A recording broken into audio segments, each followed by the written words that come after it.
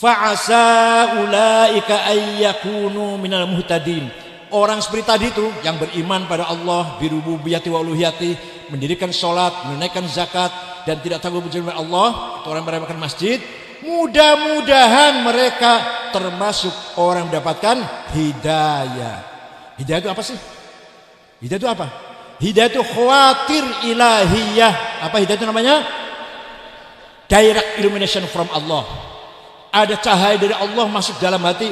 Ila qalbi man yasha, nurun mubashir yakdhibullah ila qalbi man yasha.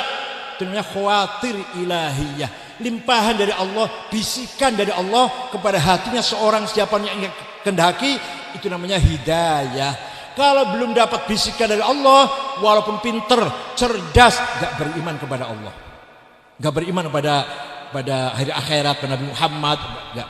Abu Jahal, Abu Lahab menyaksikan turunnya wahyu, melihat mata mujizat Nabi Muhammad, tapi gak dapat hidayat, tetap kafir. Ini namanya tidak dapat nurun mubashir yakdhibullah ila qalbi man yasha. Namanya khawatir ilahiyah.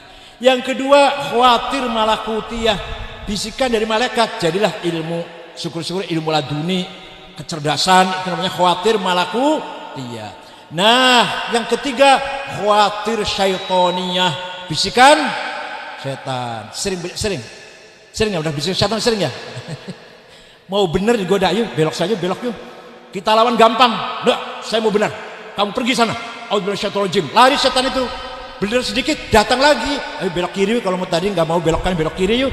Itulah setan selalu menggoda kita. Majrad dam, aliran darah kita digoda setan.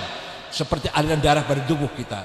Yang terakhir khawatir nafsaninya, bisikan dari hawa nafsu, kepentingan, egoistik, hedonistik, ambisius yang tidak akan selesai. Sudah punya uang 1 juta ingin 10 juta, sudah 10 juta ingin 100 juta, 100 juta ingin 1 miliar, dan 1 miliar ingin. Namanya hawa nafsu yang tidak pernah kering, tidak pernah selesai, nggak pernah kenyang, terus akan menimbulkan ambisi terus. Sudah punya jabatan kelas apa? Eselon 2 ya, eselon 3, ingin eselon 2, ingin eselon 3, dan seterusnya. Namanya hawa nafsu, bisikan hawa nafsu yang paling berbahaya. A'da'aduk an-nafsuka, musuh yang paling utama adalah hawa nafsumu. Kenapa? Karena ikut terus kemana-mana. Beda dengan masa ada orang, misalkan orang minum arak, masa minum arak terus ada berhentinya kan? Ada orang berzina, masa zina terus ada berhentinya? Ada orang membunuh, masa membunuh terus ada berhentinya? Tapi hawa nafsu, di rumah ada hawa nafsu, di pasar ada hawa nafsu, di jalan ada hawa nafsu, di toko ada hawa nafsu, di kantor ada hawa nafsu, di masjid ada hawa, lagi sholat ada hawa. Ya kalau sholatnya nggak khusyuk jelas itu. Lagi sholat malah bayangannya kemana-mana. Itu namanya sholatnya hawa nafsu. Ya Allah, makanya a'da adu adalah nafsuka.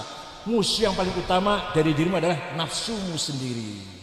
Nabi Muhammad mengatakan setelah pulang dari perang Badar, roja'na minal jihadil asghar ila jihadil akbar ala wa jihadun nafas. Kita baru selesai jihad kecil menuju jihad besar. Perang Badar segitu beratnya, 314 lawan 1000, berat kan? Tapi menang, Nabi Muhammad menang. Nabi bersabda, kita baru selesai jihad kecil, jihad mini menuju jihad besar. Apa itu? Melawan hawa nafsu kita, musuh yang tidak kelihatan. Mudah-mudahan terutama Pak Andi Suhandi diberi balasan oleh Allah yang setimpal, rezekinya diberi rezeki yang jembar, rizqan wasi'an halalan thayyiban mubarakan fid dunya akhirah. Dan DKM-nya mudah-mudahan sabar, telaten, tekun, meningkatkan kualitas masjid, bukan hanya untuk sholat tapi untuk kajian-kajian, pengajian, diskusi, musyawarah dan seterusnya. Imam dan khotibnya, khotib itu harus hafal-hafalan. Gak usah di mimbar kasih buku khutbah, buang aja buang. Apalagi kalau rais syuriah yang khutbah, jangan pakai catatan. Khutbah itu paling gampang kok. Alhamdulillah, syahadat, Allahumma shalli ala sayyidina Muhammad, usibu bitaqwallah, ayat Quran kalau Allah Ta'ala, dan selesai doa. Apa yang sulit? Gak usah pakai catatan. Begitu pula gak usah dikasih buku khutbah, buang aja buang buku khutbah itu. Itu kan kalau keluaran pesan kilat 2 minggu lah itu pakai catatan. Kalau pesantren keluaran Cipasung masa masih baca. Barzanji, Deba, Burda harus dibaca setiap malam Jumat di sini, harus diramaikan. Dan apal-apalan jangan baca. Kalau ada roh isyuriah baca Barzanji mesti baca, jangan diamplopin. Kenapa? Karena Barzanji hanya milik kita. Orang lain gak memiliki Barzanji. Itu milik kita, milik NU ya. Nah kalau kita gak menghafal, siapa yang suruh ngapal? Yang suruh ngapal siapa? HTI, FPI yang suruh ngapal. Ansarul Daulah, Ansarul Jihad, Ansarul Takfiri, Ansarul Tauhid suruh ngapal. Kita yang harus hafal. Gak hafal, kiai baca Barzanji gak hafal, suruh pulang sendiri pakai gojek. Wa amma taifad'u thaqifan falam yuhsinu bil ijabati qirah wa ghuraw bihi sufaha wal abida fasabbu bi alsinatin badiyah wa ramawhu bil hijarati hatta khudibat bid dima'in ala thumma 'ada ila makkah hazina fasarahu malakul jibali fi ihlaki li hadha al asabiyyah faqala inni arju an yukhrijallahu min asrabihim man yatawalla atirillahumma qabrahul karim min salati wa Allahumma sholli wa sallim wa barik. Diamplopin, apal kan? Ya enggak diamplopin, enggak apa enggak diamplopin, yang apal diamplopin. Burdah harus hafal juga. Barang siapa yang hafal burdah atau baca burdah, insya Allah segala masalah bisa tercapai, segala tujuan bisa tercapai. Setiap nazomnya, baitnya mengandung khasiat macam-macam. Muhammadun sayyidul kaunaini wa thaqalaini wal fariqaini min urbin wa min ajami nabiyun al-amirun nahi fala ahadu abarra fi qawli la minhu wa la na'ami huwal habibul ladzi turja syafa'atuhu li kulli hawlin minal ahwali muqtahami da'a ila Allahi fal mustamsikuna bihi mustamsikuna bihablin ghairi munfasimi faqan nabiyina fi khalqin wa fi khuluqi falam yudanuhu fi ilmin wala karami wa kulluhum min rasulillahi multamisu gharfan minal bahri aw rashfan minad diyam. Ayo kita baca burdah. Burdah itu maknanya kemul, selimut yang lurik-lurik. Maka barang siapa yang hafal burdah akan mendapatkan selimutnya Rasulullah sallallahu alaihi wasallam.